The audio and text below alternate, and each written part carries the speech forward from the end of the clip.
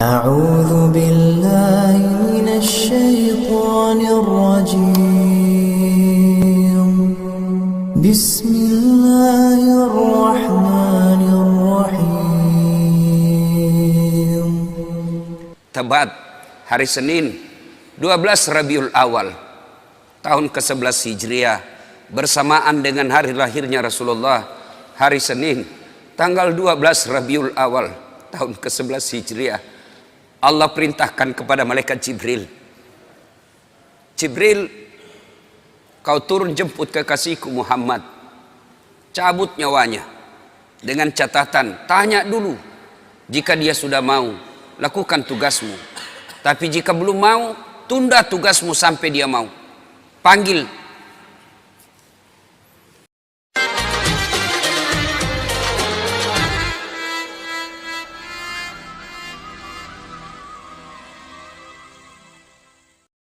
Sayyidina Muhammad wa ala alihi wa sahbihi ajma'in, amma ba'd.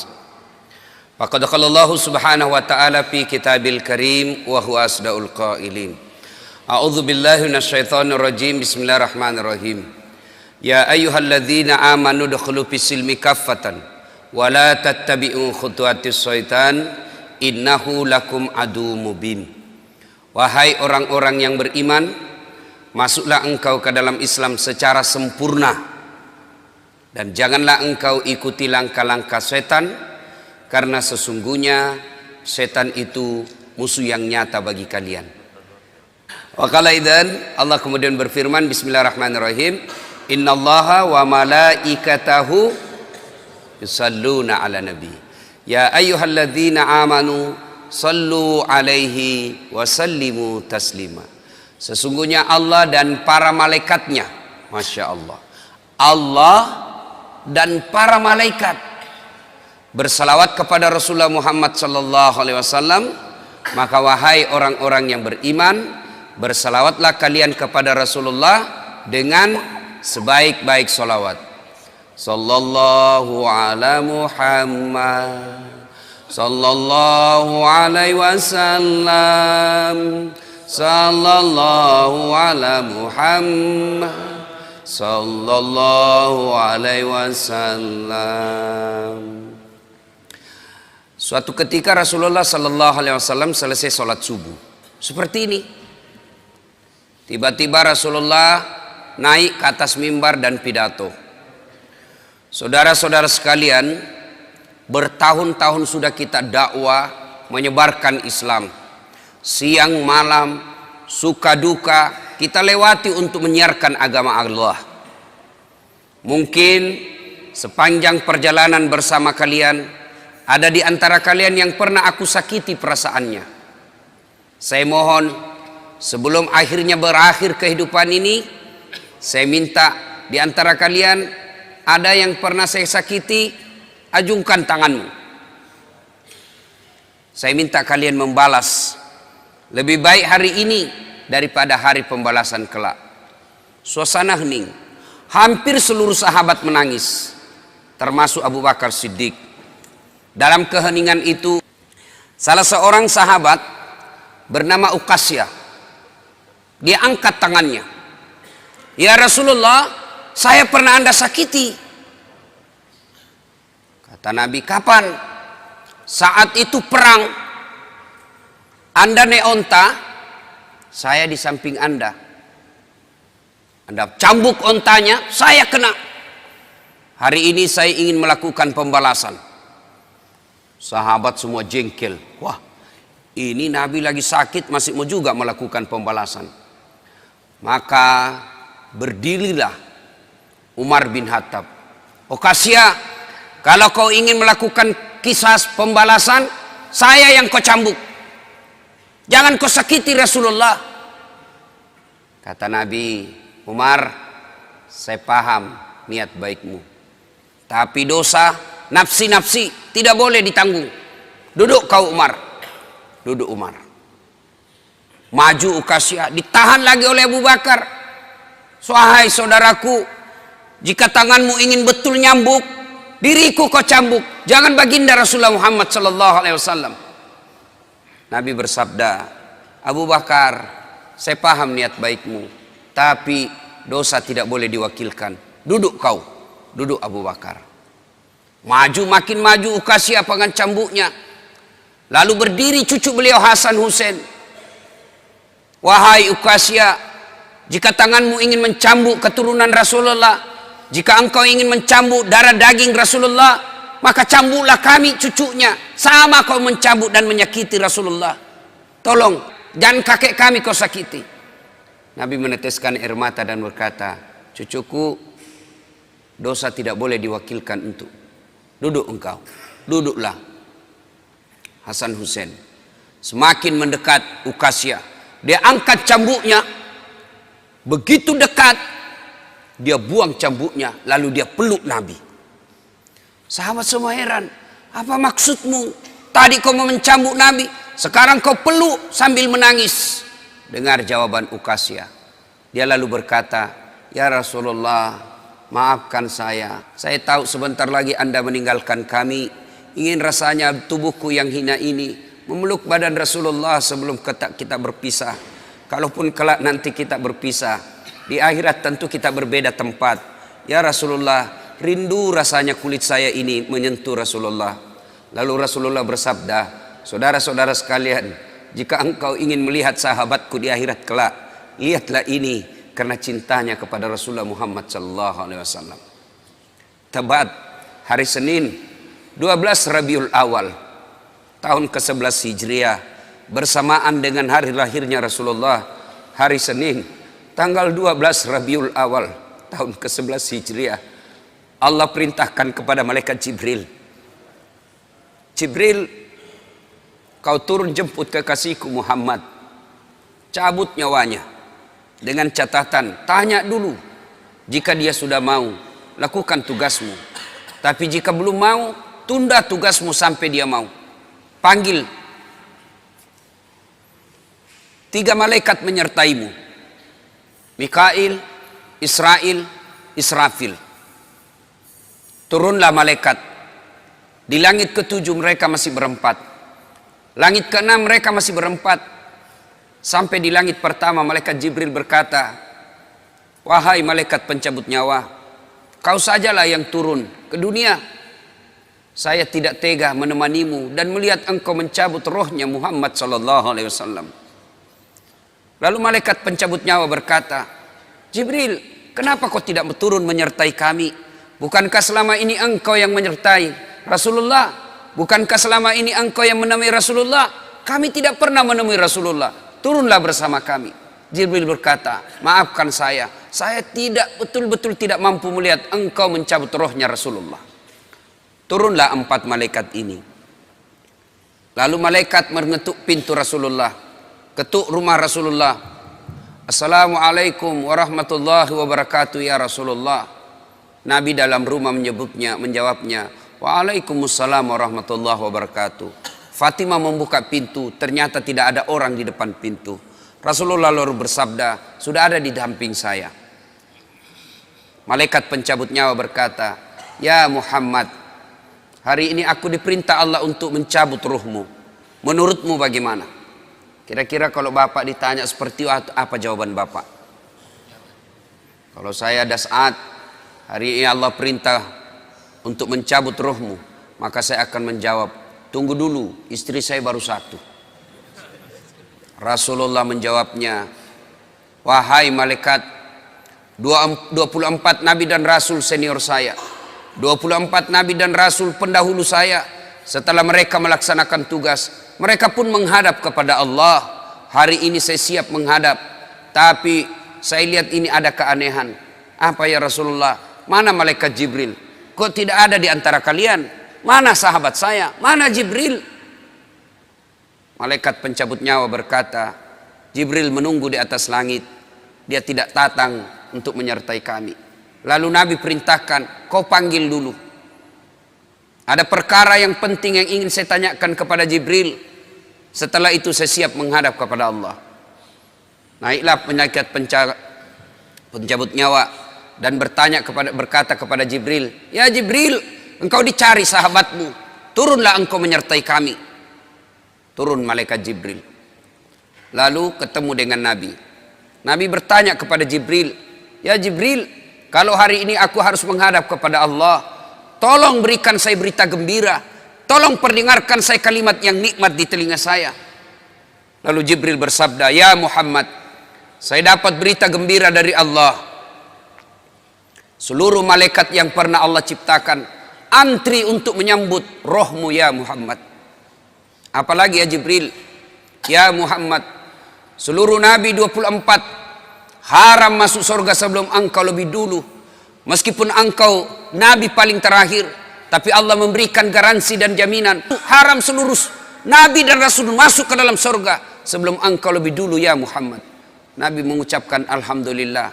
Apalagi ya Jibril, ya Muhammad, jika engkau punya dosa dan kesalahan, Allah telah mengampuni dosa dan kesalahanmu. Nabi bersabda, Alhamdulillah. Tapi ya Jibril, itu kan saya. Itu diri saya. Ya Jibril, saya tidak cemas soal diri saya. Saya tidak ragu soal diri saya. Yang saya cemaskan umatku ya Jibril. Bagaimana umatku sepeninggal aku kelak? Subhanallah. Nabi tidak mencemaskan anaknya, Nabi tidak mencemaskan istri beliau, Nabi tidak mencemaskan keluarga beliau. Yang beliau cemaskan umatku ya Jibril. Jibril lalu berkata, "Baiklah kalau begitu ya Muhammad, nantikan saya." Jibril lalu menghadap kepada Allah. Selang beberapa saat muncul kembali dan berkata, "Ya Muhammad, aku telah mendapat berita gembira dari Allah.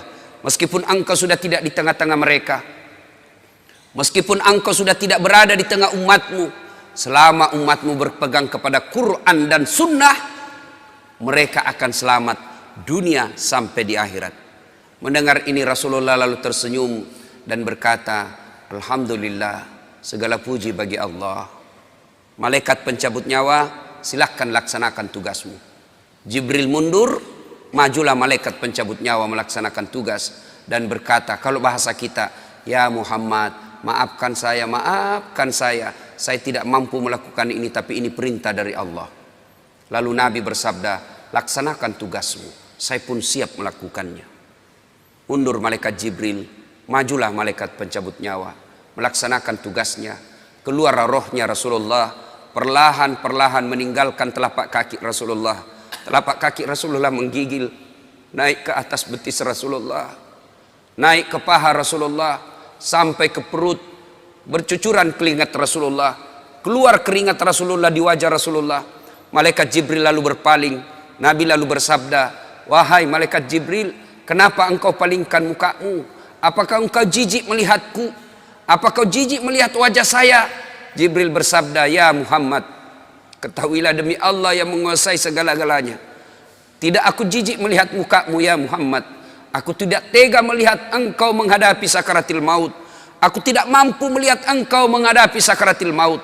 Nabi lalu bersabda, "Ya Jibril, ketahuilah, andai saja Allah tidak cinta kepadaku, andai saja Allah tidak sayang kepadaku, betapa sakitnya sakaratil maut ini. Tapi aku mohon kepada Allah, ya Allah, jangan engkau timpahkan sakitnya sakaratil maut ini kepada umatku.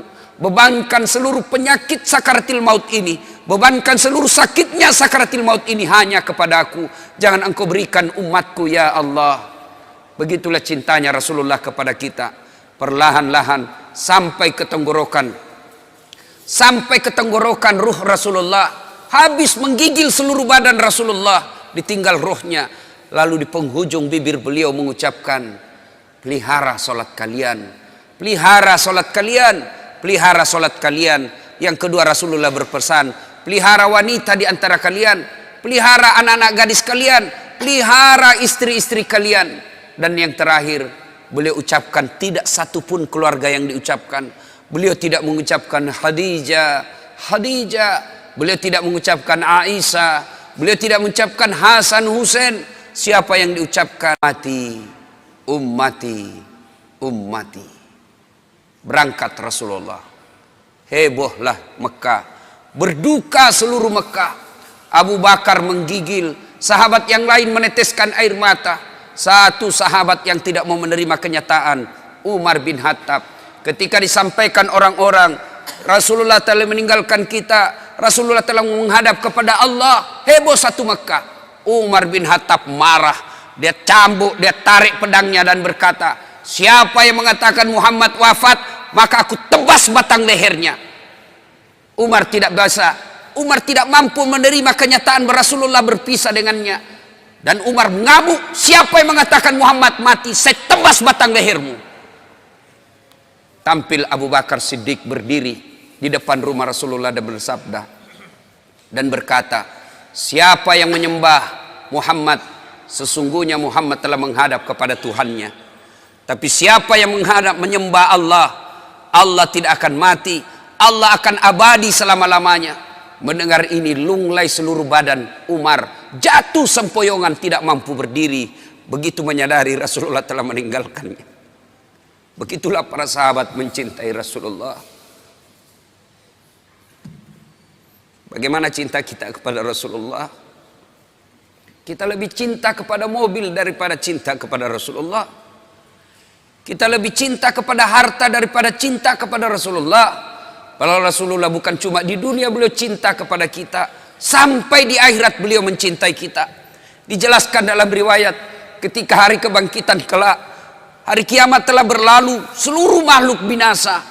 Allah perintahkan kepada malaikat Jibril, ya Jibril, kau bangkitkan seluruh manusia. Kau cari makam Muhammad, kekasihku Muhammad. Kau bangkitkan Muhammad. Lalu malaikat Jibril berdoa kepada Allah, ya Allah berikan saya tanda untuk menemukan makam Rasulullah. Bayangkan habis kiamat, porak-porantah dunia, berantakan dunia, lalu disuruh mencari. Jibril disuruh mencari makam Rasulullah. Dengan izin Allah, makam Rasulullah mengeluarkan asap. Lalu jasad Rasulullah bangkit. Seperti kalau Bapak lihat sirkus, naik jasad Rasulullah terangkat, ya kira-kira seperti ini. Naik badan Rasulullah, lalu Rasulullah badannya demi Allah diriwayatkan tidak rusak, tidak dimakan ulat, tidak dihancurkan tanah, seperti badan Rasulullah ketika hidup. Bangkit Rasulullah seolah baru bangun dari tidurnya. Dia gosok mata Rasulullah. Begitu terbuka mata Rasulullah seolah bangun dari tidur. Begitu dia buka, nampak ada Jibril di depannya. Lalu Rasulullah berkata kepada Jibril, ya Jibril, hari apa ini? Jibril menjawab, ya Muhammad, inilah hari kebangkitan seperti yang Allah janjikan kepada kalian. Kira-kira saat itu siapa yang dicari Rasulullah? Apakah beliau mencari bapaknya yang tidak pernah dilihat sama sekali? Apakah beliau mencari ibunya yang hanya 2 tahun 4 hari bersamanya? Apakah beliau mencari cucu kesayangan beliau Hasan Hussein? Tidak. Tidak satu pun keluarga beliau yang dia cari. Pada saat itu Rasulullah bersabda, ya Jibril, kalau ini hari kebangkitan, aina ummati? Mana umatku? Mana umatku Jibril? Kita yang dicarinya.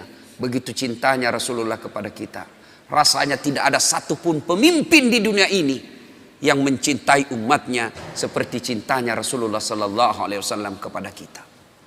Mari kita lihat cinta kita kepada Nabi. Salawat aja kita malas.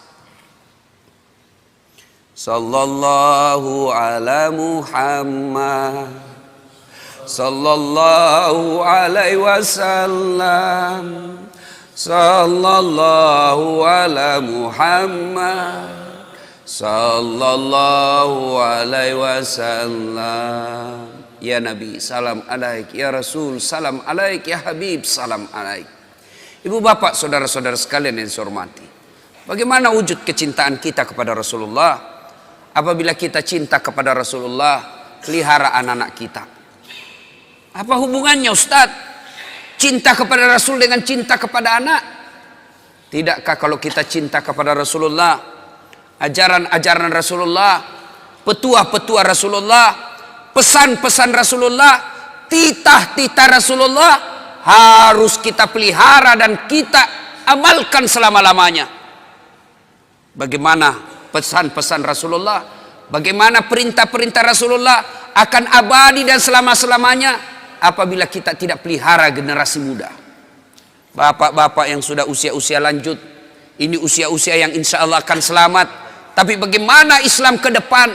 Bagaimana Islam 10 tahun yang akan datang, 20 tahun yang akan datang, 30 tahun yang akan datang? berada di anak-anak kita semua. Maknanya, kalau anak kita tidak pelihara dengan baik, maka lambat laun Islam akan pudar di dunia. Belajar dari Spanyol. Dulu Spanyol berjaya Islam di sana. Kerajaan Islam berjaya di Spanyol. Tapi apa yang terjadi sekarang? Hilang Islam di sana. Indonesia sekarang ini bisa dikata 80% Muslim, 80% kita orang Islam di Indonesia. Tapi tidak ada jaminan Islam akan abadi di Indonesia. Memang Al-Quran telah menjamin dunia ini tidak akan hilang Islam. Di dunia ini tidak akan Islam, tidak ada punah Islam di dunia ini. Tapi tidak ada jaminan dalam Quran dan hadis tidak akan punah Islam di Indonesia. Bila kita tidak memelihara anak-anak kita, kita tidak wariskan Islam kepada anak kita, maka bisa jadi Islam akan menjadi kenangan di bumi Republik Indonesia ini. Coba lihat sekarang anak-anak kita, Pak. Siapa yang dijadikan idola? Lee Min Ho. Siapa yang dijadikan idola? Artis-artis yang tidak jelas agamanya. Coba lihat acara Ciri TV kalau ada artis yang menyanyi. Lihat anak-anak usia SMP SMA kita, rasanya mau kesurupan lihat artis. Mungkin kasar kalau saya katakan, kalau dia lihat artis cewek-cewek bilang cium saya, peluk saya, tiduri saya. Yang diidolakan, ya coba, yang datang pengajian ini orang-orang tua kan, usia-usia sakaratil maut. Mana anak-anak kita, Pak? Jangan sampai kita sudah asik pengajian, anak kita tinggalkan di rumah. Sertakan anak-anak kita dalam tablik. Kenapa ketika ulang tahun kita mampu bawa anak kita ke Jakarta, kita mampu bawa ke mall, kita bawa mampu. Tapi ketika taklim seperti ini, kita tidak mampu membawa anak-anak kita. Nah, coba kita lihat nih fakta. Suatu ketika saya senang, Pak, bagi-bagi medsos saya ke anak-anak remaja. Supaya apa? Mereka ada tempat berdiskusi agama. Suatu ketika ada anak-anak curhat ke saya, usia 15 tahun. Ustadz, pacar saya hamil. 15 tahun, kelas 3 SMP. Saya bilang, pertemukan saya bapakmu. Kalau tidak bisa ketemu, kasih saya nomor teleponnya. Saya telepon. Saya sampaikan ke bapak orang tuanya, nikahkan. Jangan lagi ada pikiran kau gugurkan itu kandungannya anaknya, pacarnya. Saya cerita-cerita, lalu saya tanya, sudah berapa perempuan kau kasih begitu? Apa dia jawab? Sudah 5 Ustadz, tapi baru 1 ini yang hamil. Kelas 3 SMP. Saya tanya, bagaimana caranya? Tidak mungkin kau bisa masuk hotel. Kamu kan kelihatan muka anak-anak. Apa jawabannya? Memang tidak di hotel Ustadz. Terus di mana? Di rumahnya itu perempuan Ustadz. Makin bingung saya. Gimana ceritanya kok bisa masuk di rumah perempuan? Apa jawabannya? Saya tahu jam-jam berapa tidak ada orang tuanya di rumahnya. Rutinitas orang tuanya saya sudah hafal. Pada saat itu saya datang ke rumahnya. Auzubillah min dzalik. Hati-hati, Pak. Kita terlalu sibuk. Tidak punya waktu untuk anak. Padahal kita cari nafkah supaya apa? Anak. Heran kan? Orang tua cari nafkah supaya anaknya baik-baik hidupnya. Tapi sayang 1000 sayang. Anaknya hanya diisi perutnya, tidak diisi imannya. Kita terlalu bingung apa yang dimakan anak kita. Padahal demi Allah, ada enggak di rumah ini mati kelaparan anaknya? Tolong tunjukkan saya, Pak. Ada di rumah sini yang mati kelaparan anaknya? Ada? Ada, Pak. Bohong Bapak kalau katakan ada. Tapi yang mati gara-gara narkoba bisa jadi ada. Mati gara-gara ngelem. Lem pox dia campur lem tikus. Jangan kau campur lem Korea, tidak bisa terbuka mulutmu itu. Ayo. Mati gara-gara balapan. Mati gara-gara narkoba. Itu banyak, Pak, yang begitu. Maknanya, jangan cemas soal perutnya anak. Yang kita cemaskan agamanya. Perut apa? Terlalu bingung. Cicak aja dijamin rezekinya oleh Allah. Cicak. Bapak tahu cicak? Tahu cicak? Apa dia makan cicak? Hah? Nyamuk. Masuk akal enggak?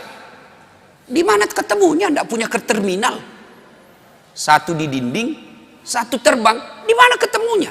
Kalau kita pesawat bisa ketemu, di mana? Kita ketemu di terminal. Ini nyamuk tidak punya terminal. Di mana ketemunya? Tapi Allah yang ngatur rezekinya cicak.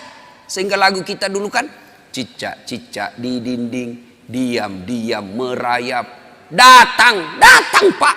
Cicak yang datang, nyamuk yang datang.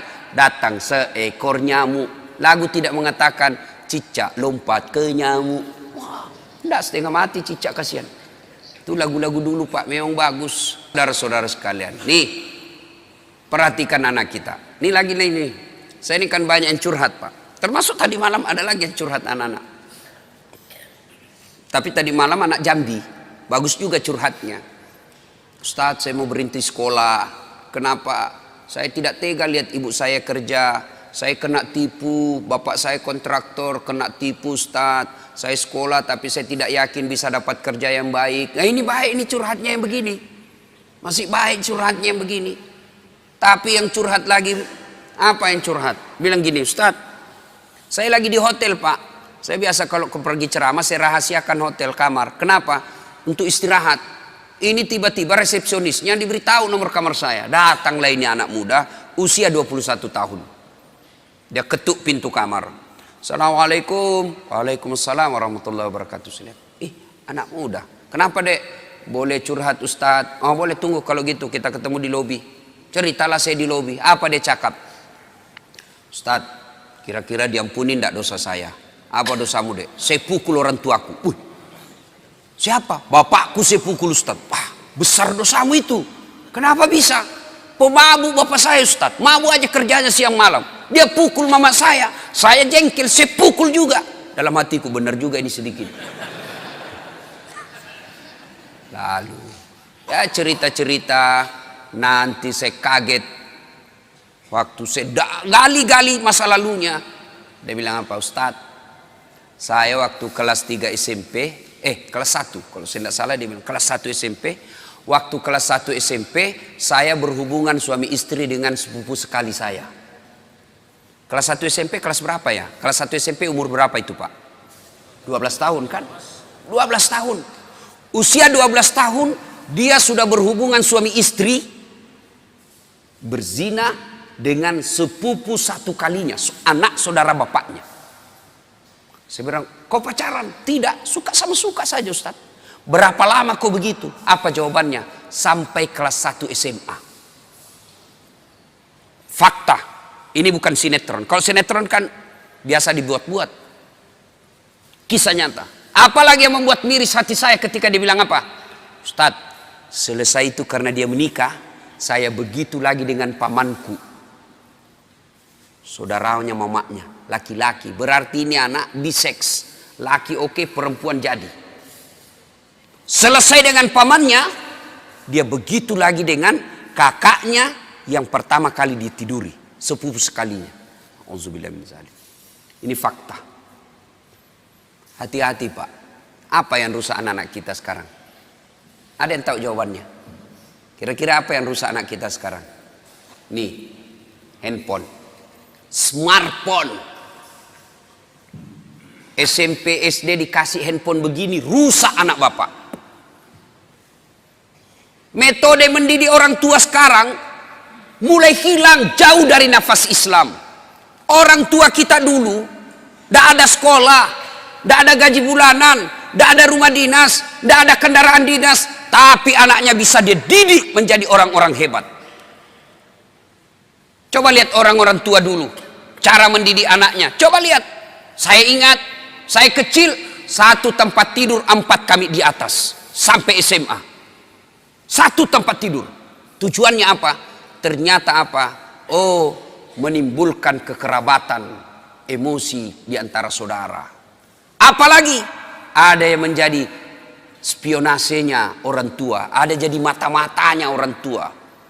Mak, pacaran kakakku. Kenapa kau tahu? Saya dapat suratnya di kamar.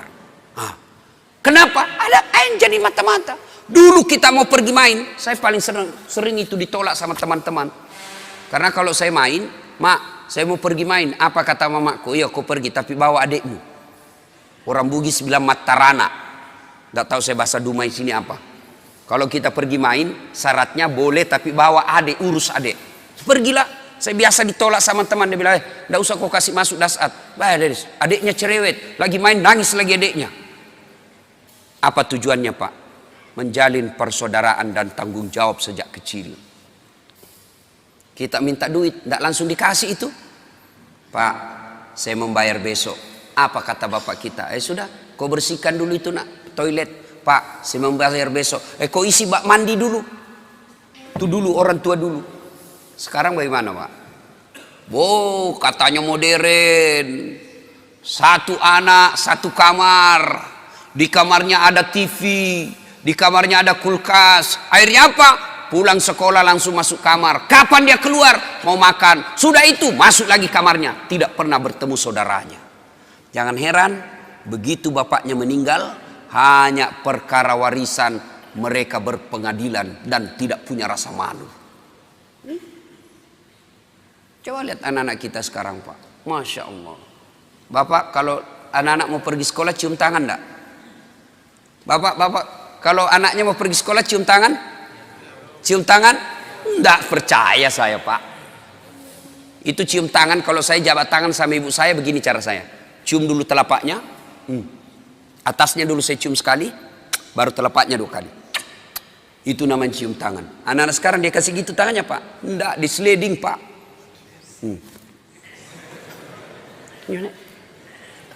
Begini saja caranya. Di kepalanya di sini. Sekali tangannya cowoknya tabek, Kak. Beleng-beleng. Hormat betul sama cowoknya, sama mamanya kurang ajar. Kalau mamanya yang telepon, "Nak, jemput dulu ibu, bapakmu ndak bisa jemput, bapak masih sibuk di kantor." Apa jawabannya anak laki-laki? "Capek mak, baru pulang kuliah." Memang enak kuliah mak, mama ndak pernah rasakan kuliah sih. Capek, saya ndak bisa. Giliran ceweknya yang nelpon, "Kak, jemput dong." Tunggu dek, 10 menit saya datang. Inilah anak-anak kita. Coba, siapa yang salah? Apa sepenuhnya salah anak? Tidak, 90% salah orang tua. Bapak mau tahu enggak masa depannya di kubur nanti? Mau tahu masa depan di kubur? Lihat anak-anak kita sekarang, Pak. Kalau sudah dekat subuh, bunyi gerendel pintu. Siapa itu? Ternyata anak kita pergi ke masjid. Masya Allah, bapak sudah kaya itu. Jam 5:30, anak-anak sudah pada pulang. Buru-buru mandi, kenapa? Mau datang berjamaah ke masjid. Bapak sudah kaya meskipun bukan anggota DPR. Berapa banyak orang tua saya lihat, pejabat publik, kepala dinas, pejabat berteras, dicium tangannya sama pegawainya di kantor, dimuliakan. Mau naik mobil dibukakan pintu mobilnya. Tapi sampai di rumahnya dilempar sama anaknya yang masih SMP. Orang tua paling miskin itu. Suatu ketika Nabi menuju ke satu tempat. Dalam perjalanan menuju ke tempat tersebut, Nabi melewati pemakaman. Nabi melewati pemakaman, lalu Nabi bersabda, "Saudara-saudara sekalian, langkahkan kakimu dengan cepat." Sahabat melangkahkan kaki dengan cepat sampai di tujuan. Balik lagi Nabi melewati rute yang sama. Sahabat ketika lewat di pemakaman, langkahkan kakinya dengan cepat. Nabi bersabda, "Tidak usah cepat-cepat, tidak usah buru-buru, tenang saja." Sahabat bertanya, "Ya Rasulullah, tadi waktu pergi kami disuruh buru-buru, kan pulang tidak lagi. Ada apa ya Rasul?" Nabi menjelaskan, "Begini, andai saja kau diberi telinga seperti pendengaranku, kau akan tahu betapa disiksanya tadi ini orang dikubur. Waktu pergi disiksa, saya tidak tahan, tidak betah, tidak tega mendengar dia diazab, maka saya buru-buru supaya saya tidak dengar lagi dia disiksa. Tidak tahan saya dengar dia disiksa. Balik, tidak lagi. Kenapa ya Rasul? Saya mendapat berita dari Jibril. Allah perintahkan kepada malaikat penyiksa di kubur, wahai malaikat, siksaanmu, hentikan siksaanmu. Tidak mungkin kusiksa itu orang tua di kubur, sementara anaknya di dunia lagi belajar mengaji, membaca. Bismillahirrahmanirrahim. Baru bismillah, dengan nama Allah pengasih penyayang, baru itu dia baca, Allah perintahkan, hentikan siksaanmu. Maka bapak-bapak, kekayaan kita sesungguhnya yang bisa membantu kita di kubur bukan rumah, bukan mobil, bukan tabungan, bukan kebun sawit, tapi yang bisa menolong bapak ketika sudah di alam kubur adalah anak. Ibu-ibu, saya tanya ibu, ibu, kalau ibu meninggal kira-kira siapa yang doakan ibu? Suami? 3 bulan dia kawin lagi. Ini fakta pak. Saya kan selalu belajar di medsos itu. Ada kawan saya naik haji, meninggal istrinya, nangis betul, nelpon saya nangis terus, sampai bengkak matanya. Saya bilang, hebat betul ini bapak, sayang betul sama istrinya. Dan apa dia kata? Ustadz, sepeninggal istri saya rasanya terbang separuh jiwaku. Kayak lagu. Beberapa saat kemudian saya jogging di Karebosi, ketemu saya masa itu bapak. Saya lihat, ada cewek ditemani, lebih muda, cantik, putih, tidak pakai jilbab. Saya tanya, Pak Haji, siapa itu? Dia bilang, yang baru Ustadz. Dalam hati gua dia lupa bengkak matanya. Lalu siapa yang bisa mendoakan dan akan mengingat kita? Tidak usah contoh lah, orang lain, saya nih pak. Doakan saudara, jarang pak. Nanti dia minta, dia doakan saya, baiklah, itu kalau saya ingat. Tapi yang selalu saya doakan di sujud akhir setiap sholat saya, ibu bapak saya. Jadi yang bisa menyelamatkan, nolong kita ketika dikubur, anak. Jadi kalau ibu terlalu sibuk anaknya, kursus aritmatika, kursus sampoa, kursus bahasa Jepang, tidak diajari agama, miskinlah ibu nanti di akhirat. Memang kalau anak kita nanti kan ini orang tua terlalu bangga ngajari anaknya bahasa Inggris. Hebat anak saya Ustaz. Baru 1 tahun sudah pintar bahasa Inggris. Yang kelas 2 pintar bahasa Jepang. Yang kelas 1-nya lagi nih SMP, dia sudah pandai bahasa Korea. Memangnya nanti kalau dia berdoa pakai bahasa Korea? Oh my God. Please help me my mother. Enggak lah, tetap pakai bahasa Indonesia. Maka ibu bapak saudara-saudara sekalian, nah bagaimana cara didik anak? Bapak boleh baca psikologi pendidikan, silahkan baca riset-riset majalah, silahkan. Tapi sesat dan menyesatkan ketika bapak meninggalkan Quran dalam mendidik anak. Dalam Al-Quran ada seorang manusia yang diabadikan namanya. Nah siapa? Adik-adik nih, siapa yang jawab saya kasih. Yang adik-adik bukan bapak-bapak, adik-adik. Siapa yang diabadikan namanya dalam Quran karena hebat dalam mendidik anaknya? Dia bukan nabi, bukan rasul, tapi diabadikan namanya menjadi nama surah. Siapa? Siapa namanya? Ayo, saya kasih hadiah. Sini. Berdiri sini. Saya kasih hadiah. Sebelum dijawab pertanyaan itu ada passwordnya. Passwordnya adalah siapa namanya neneknya Ustadz Dasad. Dek ya, lain kali jawab saja sembarang, belum tentu mereka juga tahu ini nenek saya. Itu namanya kritis. Ya, ayo siapa namanya orang tua yang hebat mendidik anaknya lalu diabadikan menjadi nama surah? Siapa namanya, Dek? Dika. Oh, nama Dika dia, tapi nama yang saya maksud ya, orang tua yang diabadikan namanya dalam Quran, siapa namanya? Luqman. Tepatnya Luqmanul Hakim. Sudah ada benarnya, ada apa dia?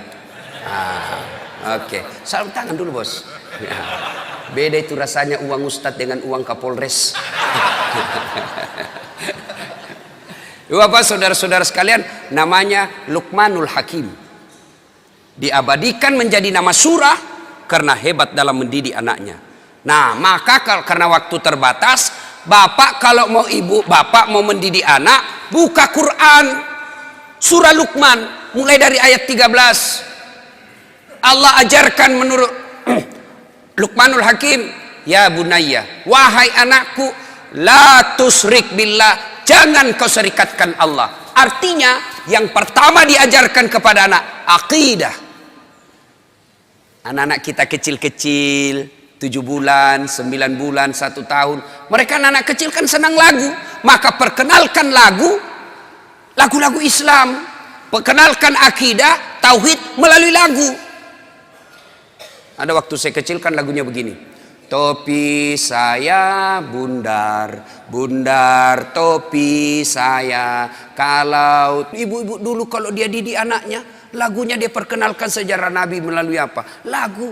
Pada zaman dahulu kala, pada zaman jahiliyah. Saya tanya ibu lagi nyanyi, kenapa zaman jahiliyah mak? Dia jawab, lahirlah seorang Rasul yang terakhir dan mulia. Saya tanya, siapa nama Nabi terakhir mak? Dia jawab lagi, Nabi Muhammad namanya. Siapa nama ibunya mak? Siti Aminah ibunya. Bapaknya siapa?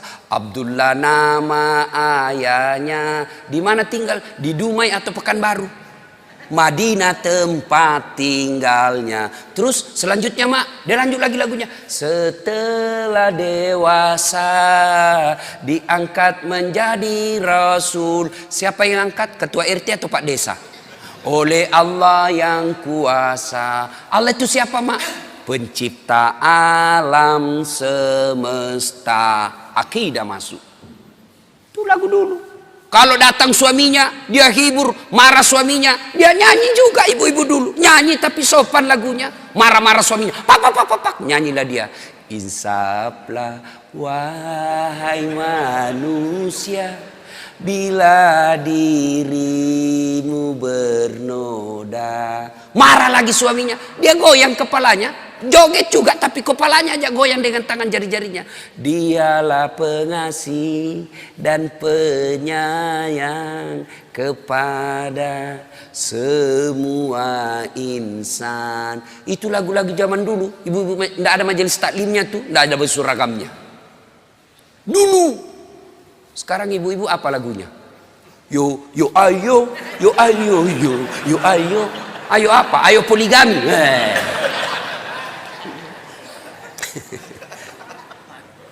Baca surah Luqman pak. Nah didik melalui surah Luqman. Yang kedua diajarkan dalam surah Luqman, ajari anakmu berjalan di muka bumi ini jangan rasa sombong. Itu diajari dari kecil. Kita bersaudara bisa jadi satu rahim, satu jalan keluar, tapi rezeki berbeda. Akhirnya anak pun kita berbeda.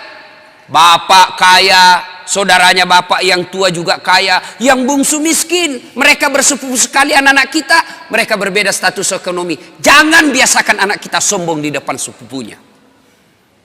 Kan banyak ini pak, bapaknya yang kaya, anaknya kurang ajar. Pembantunya kasar, sopirnya kurang ajar dia. Oh, itu sampaikan, saya bosnya ini sopir, bukan kamu. Saya ini bosnya ini pembantu, bukan kamu. Jangan kau kurang ajar sama pembantu. Itu ajarin begitu. Bapaknya yang Kapolres, anaknya jadi Kapolda. Semua pegawainya bapaknya dia perintah. Tidak boleh itu. Ajarkan kepada anak kita sopan santun. Jangan dia muka sombong di muka bumi ini. Dan seterusnya dan seterusnya. Banyak. Baca surah Luqman. Dan yang paling terakhir, jangan lupa doakan. Apa doanya anak soleh? Allah ajarkan sebuah doa kepada Ibrahim alaihissalam yang ada dibadikan dalam Quran. Rabbi habli minas solihin. Ya Allah, berikan hamba anak yang soleh. Amalkan itu. Ibu-ibu lagi suap anaknya atau cucunya, suap sambil doa. Rabbi habli, mama.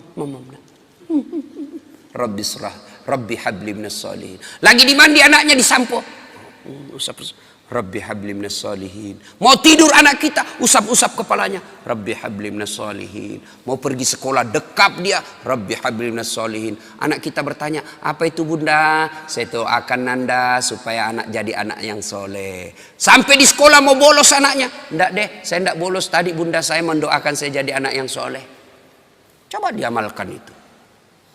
Ada kemanakan saya pak, sudah mau maghrib masih main bola. Saya panggil, Fatur, sudah Mina, ayo berjamaah ke masjid. Sedikit lagi om. Oke, dia main futsal. Saya tunggui. Azan maghrib masih main bola. Terpaksa Ustaz Dasat masuk lapangan. Saya bisik telinganya. Rabbi habli minas salihin. Langsung menangis. Heran semua orang lihat. Ih, hebatnya Pak Ustaz. Dia bisik saja kemanakannya menangis. Dia tidak tahu telinganya saya bisik. Tanganku dibawa menjepit.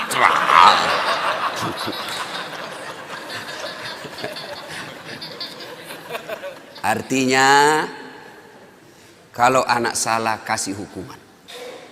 Anak melanggar jangan tidak dihukum. Supaya dia sadar bahwa kalau kau melanggar pasti ada sanksi dan hukuman buat kamu. Tapi jangan lupa hidayah dan petunjuk datang dari Allah Subhanahu wa taala. Ibu bapak saudara-saudara sekalian, inilah tausiah kita pada taklim kita kali ini. Mudah-mudahan ada manfaat.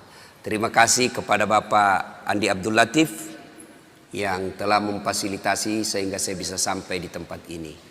2 hari saya berada di tempat ini, subhanallah, alhamdulillah. Senang sekali bisa bersilaturahmi dan itulah nikmatnya persaudaraan dalam Islam.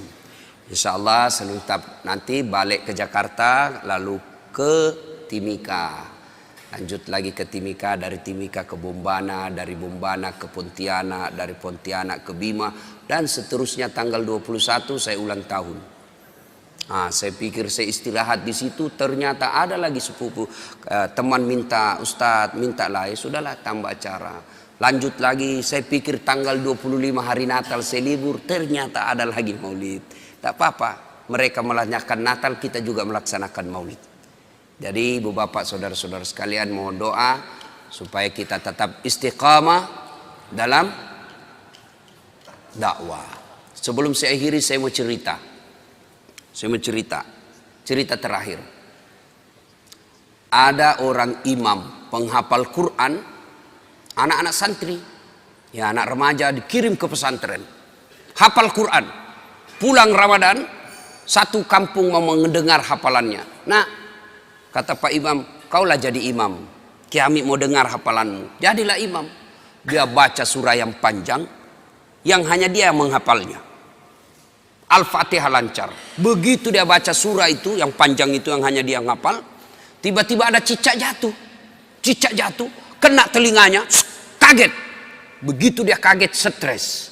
Orang stres hilang hafalan, Pak. Dia lupa apa sambungannya ini. Dia ingat-ingat, tak bisa dia ingat. Dia lupa betul. Dia tunggu dari bantuan dari belakang. Tidak ada yang bisa bantu. Masjid hening.